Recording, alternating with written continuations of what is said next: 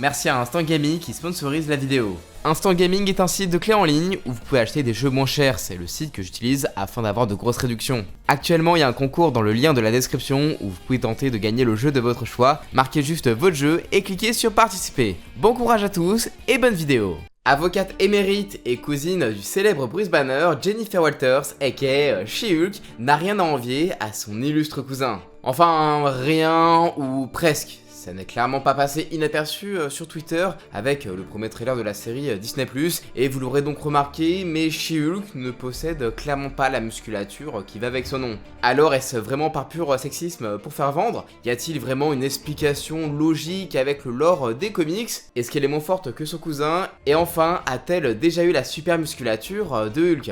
Préparez vos shakers de prot au rayon gamma, car c'est ce que nous allons voir aujourd'hui. Allez, c'est parti!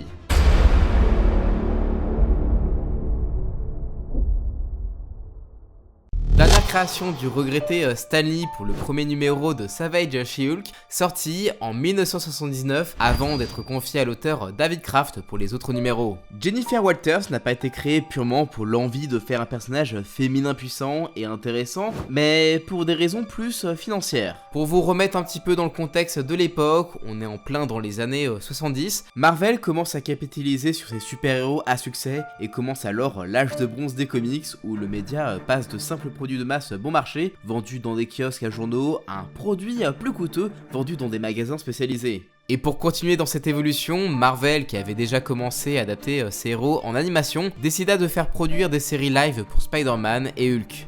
The Incredible Hulk, introduit par un premier film en 1977, reçut un accueil si favorable que Marvel craignait qu'avec l'arrivée de la série par Kenneth Johnson, les producteurs n'y fassent apparaître une version féminine de Hulk, donc ils détiendraient du coup les droits exclusifs. Une crainte justifiée à cause d'une série plutôt connue chez nos darons, L'homme qui valait 3 milliards, dont Kenneth Johnson fit une adaptation féminine, Super Jamie, dont il n'eut pas à partager les droits avec l'auteur à l'origine du roman Cyborg, ayant inspiré la première série. C'est donc pour devancer une potentielle série spin-off dont il n'aurait pas forcément le droit que fut créée Jennifer Walters, aka She-Hulk, histoire de s'en assurer la propriété si une version féminine de Hulk devait apparaître dans la série. Alors forcément, avec des origines pareilles et une audience majoritairement masculine, on pourrait imaginer qu'il créerait une jolie femme aux formes généreuses à la manière de Spider-Woman, née à la même période et pour les mêmes raisons. Sauf que non, comme l'a dit lui-même l'un des premiers dessinateurs, Mike Wolfsberg, le plus étrange c'est que Frank, l'encreur, dessinait de très belles femmes. Je dessinais du coup de très belles femmes et pourtant She-Hulk n'était jamais excessivement attirante. Faisant plus de 2 mètres et avec un visage et une tenue très sauvage, il est vrai qu'elle faisait pas spécialement envie. Pourtant, elle ne possédait pas la musculature qui va avec le nom de Hulk. Alors d'où vient ce changement ?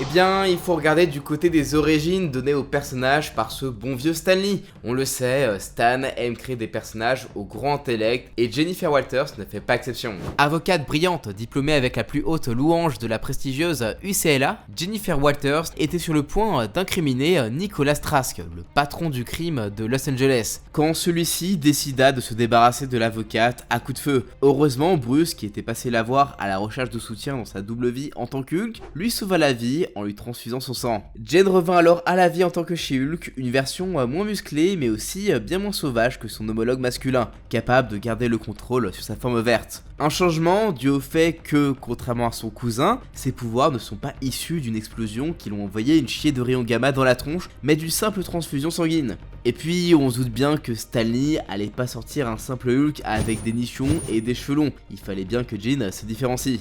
Mais est-elle vraiment si différente que ça des autres mutants gamma? Ben, pas tant que ça en fait. Car oui, il n'y a pas que Hulk, She-Hulk et Abomination qui ont muté sous l'effet des radiations gamma. Ces individus possédant le gène gamma ont ainsi, une fois exposés aux rayons gamma, développé des changements mutagènes dont la nature dépend de 2 facteurs importants, le taux de radiation gamma et la psychologie de la personne.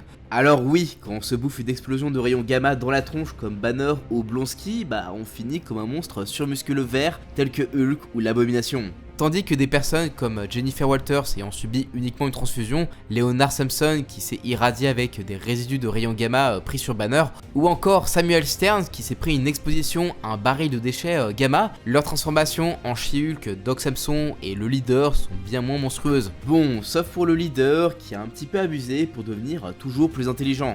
Concernant Red Hulk, on peut supposer qu'il a souhaité être plus fort que le géant vert et le rouge symbolise du coup la rage. Pour la psychologie, si vous repensez aux nombreuses transformations de Hulk, vous savez déjà que c'est un impact non négligeable sur les mutations. Comme ça a déjà été théorisé pour les mutants ou les inhumains terrigènes, il semblerait que la transformation physique soit affectée par le subconscient de chaque muté. En reprenant nos exemples de tout à l'heure, d'un côté on a Banner dont Hulk représente l'instinct de survie d'un enfant battu par son père, sauvage, brut mais enfantin, et de l'autre on a des mecs comme Samuel Stearns, jaloux de son frère plus intelligent et plus brillant que lui. Alors du coup il devient le leader, à l'intelligence augmentée au point d'en faire un super génie aux capacités psioniques, ou encore le maigrichon Leonard Samson dont le rêve enfui c'est de devenir un super héros beau gosse dont on ne se moquerait plus, il devint alors le Doc Samson, réalisant du coup ses rêves. Donc dans cette logique, on peut penser que la jeune Jennifer Walters qui venait d'être au courant des problèmes que rencontrait son cousin Hulk, tout en se sentant impuissante face aux criminels comme Nicholas Rask,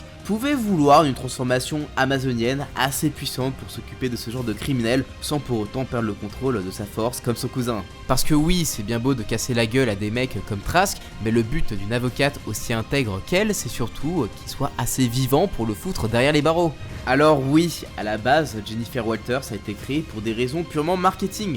Oui, sa musculature n'est pas à l'image de son cousin, sûrement pour les mêmes raisons sexistes que les femmes orques dans beaucoup de RPG. Mais Marvel a su en faire un personnage intéressant et garder une explication assez logique dans le lore quant à ce manque de musculature monstrueuse.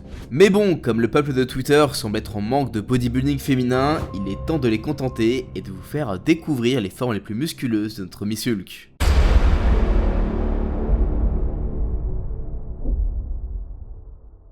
Et ouais, à ce moment-là de la vidéo, oubliez les formes voluptueuses et les poses hyper sexualisées à la John Byrne de She-Hulk qui pollue l'imaginaire collectif, et dites bonjour à une She-Hulk dont le physique fait honneur à son nom. La première fois où She-Hulk se changea dans une forme aussi colossale, brutale et stupide que les premières transformations de son cousin, c'est en 1990 dans le numéro 15 de Sensational She-Hulk. Dans une aventure bien what the fuck, Jennifer Walters, accompagnée de Howard the Duck, s'enfonça dans l'univers compacté nommé Balloniverse. Dans cet endroit bien chelou composé de bouffe et d'aliens affamés, Jen vit ses pouvoirs modifiés par les caractéristiques étranges de cet univers, la transformant ainsi en une Grey She-Hulk aussi sauvage et teubée que le Grey Hulk. Une version bien moche qui ne dura pas bien longtemps une fois le duo de retour dans notre monde, et heureusement d'ailleurs. En 2003, alors qu'elle faisait partie des Avengers, Jennifer Walters connut une nouvelle transformation sauvage qui augmenta une fois de plus sa musculature, mais en gardant sa couleur verte cette fois. Alors que les Avengers enquêtaient sur un mystérieux nuage rouge qui tuait les gens à son simple contact, la combinaison de She-Hulk fut déchirée par des tirs des agents de l'AIM. Jack of Hearts tenta de l'aider mais commença à absorber ses radiations gamma par inadvertance. Le stress accumulé par tout ce bordel fit perdre le contrôle à Jen qui vira en Savage She-Hulk, défonçant les Avengers avant de fuir. Après s'être échappée, Jennifer Walters, redevenue humaine, se cachait de Wanda, un petit peu vénère contre elle, mais lorsque cette dernière la retrouva des semaines plus tard, Savage She-Hulk refit son apparition. Sous cette forme, elle détruisit la ville, défonça les Avengers et tenut même tête à son cousin Hulk. Heureusement, Jack vint à la rescousse, absorbant l'excès de radiation gamma, ce qui permet à Jen de revenir à la normale. Une forme qui fit néanmoins son retour lorsque Jack of Hearts, revenu à la vie, explosa, tuant Jack Lang au passage, avant qu'un Vision très bizarre ne vienne détruire le manoir des Avengers, faisant popper 5 Ultrons au passage. Un événement qui fit péter un câble à Jen, qui chopa Vision et le déchira en deux avant de s'en prendre de vengeur, avant de se faire stopper par Iron Man. Ouais, genre juste un coup de poing, ça suffit à la coucher, juste assez longtemps pour la foutre en stase dans une cuve du Shield, ce qui est quand même assez chelou quand même. Lors des prémices de la seconde Civil War, She-Hulk fut gravement blessé par Thanos à la recherche du cube cosmique. Heureusement, comme l'équipe avait été prévenue de l'attaque par un inhumain capable d'avoir des visions de l'avenir, le cube fut sécurisé au prix de la vie de War Machine. C'est justement ces visions qui furent la cause de la Civil War entre Tony, qui les trouvait trop dangereuses, et Carol, qui voulait stopper les crimes avant qu'ils n'aient lieu. Une discorde qui brisa littéralement le cœur de la pauvre Jen, qui prit parti pour Carol avant de succomber à ses blessures. À son retour à la vie, Jen apprit le décès de son cousin des mains d'Hawkeye qui fut acquitté, et tout le stress accumulé permit l'émergence l'émergence de sa personnalité en Grey-Hulk. Une version plus musclée et plus violente de She-Hulk à l'image de sa première transformation grise, mais qui fut heureusement guérie grâce à une pilule qui lui fit affronter sa personnalité de Hulk et de Thanos dans son subconscient pour faire la paix avec ses traumas et la rendant verte et calme de nouveau. Enfin, pas pour longtemps quoi. Et oui, car à peine quelques temps plus tard, lorsqu'un Céleste tomba sur Terre en essayant d'échapper au dernier hôte des Célestes sombres, Jen se trouvait proche du lieu du crash et le Céleste l'attira psychiquement à lui. Ainsi, ayant besoin de son aide, il augmenta le taux de radiation gamma présent dans le corps de Jen, faisant de She-Hulk une vraie Hulk, mais avec toute sa tête, même s'il était plus sauvage. Une apparence qu'il garda de 2018 jusqu'à l'année dernière. Et c'est pas pour perdre en muscle qu'elle changea, au contraire. Après avoir appris que la Russie préparait un truc louche en Atlantide, en plus de vouloir la capturer, Jen décida de se laisser prendre, espérant en apprendre plus de l'intérieur. Mais ce qu'elle n'avait pas prévu, c'est que les Russes fassent leur propre version de Hulk en la torturant. Désormais changé en Winter Hulk, à la musculature incroyable, aux cheveux blonds et à la peau rouge. Cette nouvelle version détruisit tout sur son passage en Atlantide, comme prévu par les Russes. Mais heureusement, Jen, qui avait un très bon contrôle sur sa personnalité de Hulk, retrouva ses esprits à temps pour absorber les 68 mégatonnes d'ogive gamma avant de relâcher toute l'énergie dans un endroit sûr, lui redonnant l'apparence de She-Hulk qu'on connaît tous. Et ouais, adieu les muscles.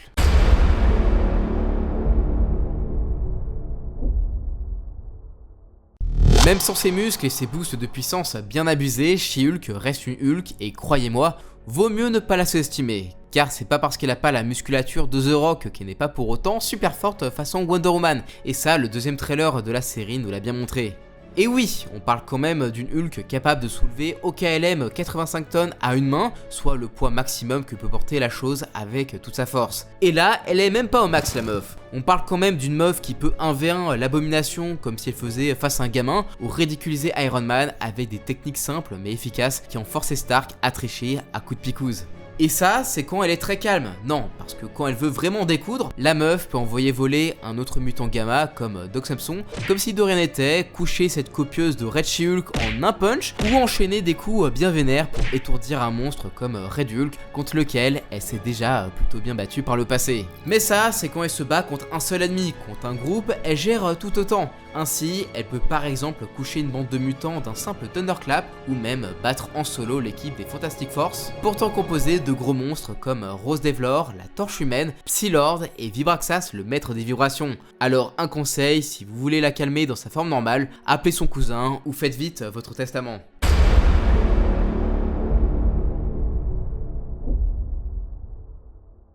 Alors oui, She-Hulk est pas aussi musclé que son cousin. Oui, c'est uniquement pour des raisons marketing.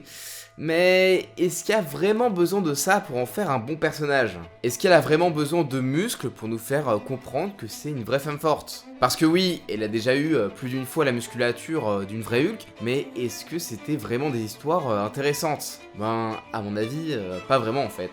Alors, même si c'est carrément sexiste de pas lui donner une vraie musculature qui correspond à la puissance de son pouvoir, parce que bon, Bruce Banner, il est pas très svelte athlétique quoi, enfin il a pas de raison d'être aussi énorme.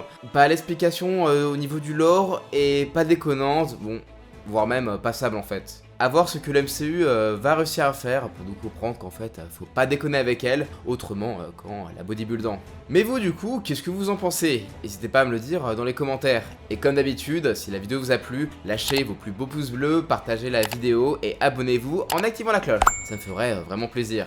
Et sur ce, moi je vous dis à la prochaine, ciao!